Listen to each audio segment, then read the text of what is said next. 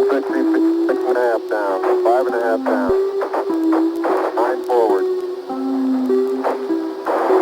Good. Episode 6 of Death's Game starts with Yi-jae at the slaughter table, with Tai-woo delighted with his work. Yu-cheol's amputated body parts scatter all over the floor, but he is still alive on the table. Tai-woo asks again if he thought he would win against him, and he says that he already has. Ye-jae mentions the memory of the housekeeper's son that Tai-woo almost killed, and he tells him that he was one of his brothers before he died. At the gates of hell, Death realizes that Ye-jae got himself killed on purpose.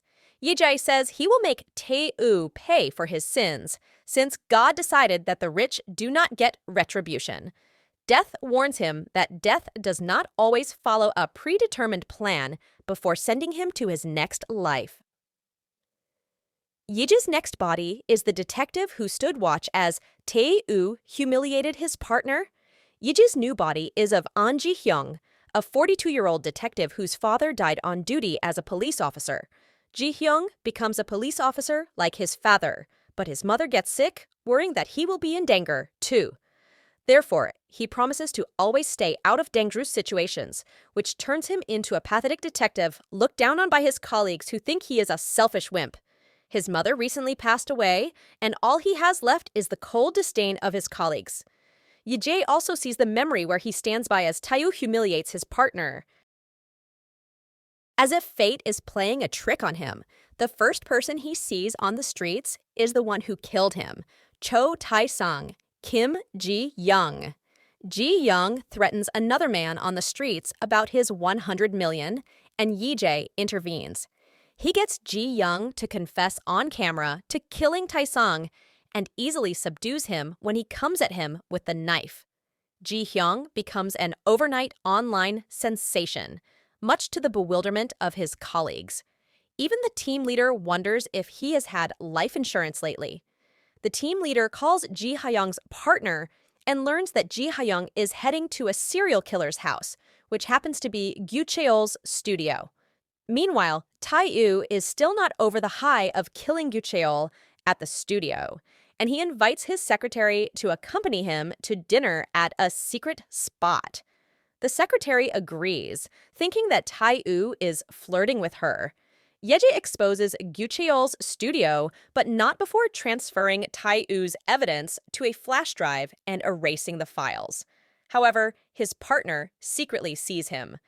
The police locked down the area, and as expected, Tai-woo drove by with his secretary in the car.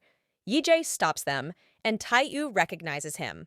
However, their interactions, including the detective asking for his secretary's name and saying she might go missing, make Tai-woo suspicious and angry.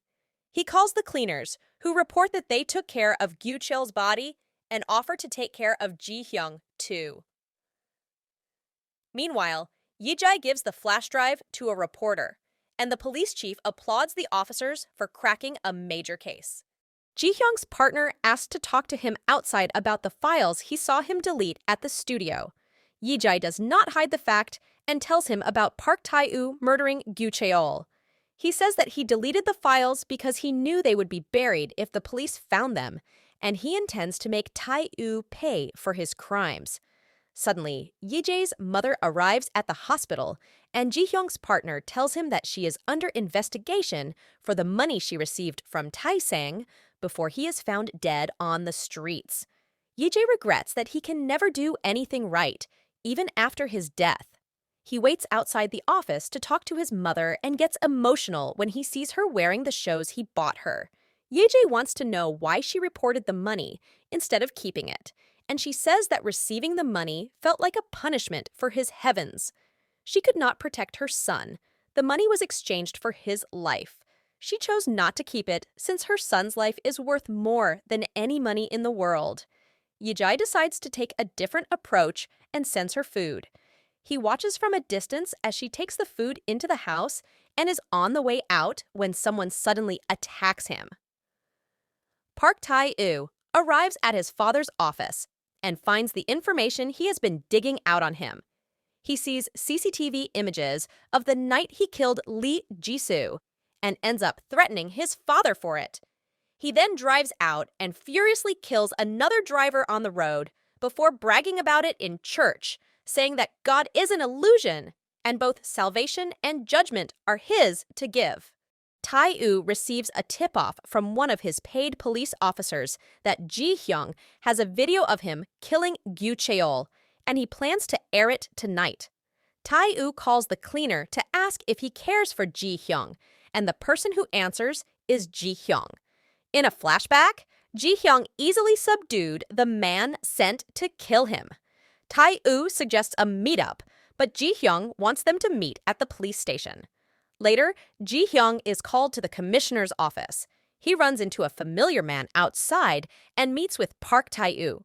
Tae-woo wants to make a deal as long as Ji-hyung looks the other way, but Ye-jae does not have any of it.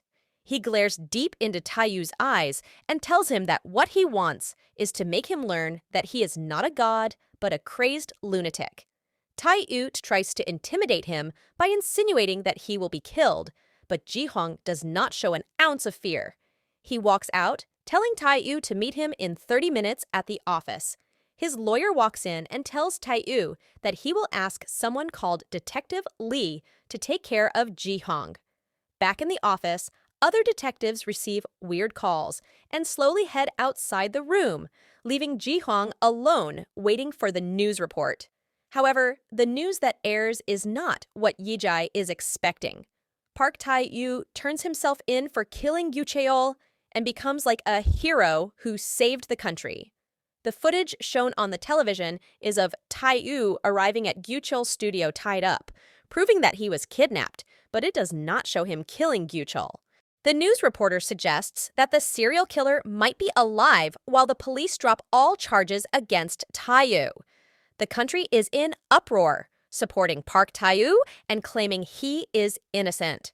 Tae-woo is released while Ji-hyung and his team leader are fired. Police officers kidnap Ji-hyung at the parking lot under Tae-woo's orders, and he asks them to keep him alive until he returns from a business trip in the United States.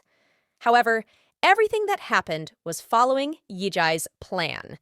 Using the memories of the bodies he had earlier taken over, he manages to expose Park Tae-woo's evil doings to the public and plants a bomb on the plane.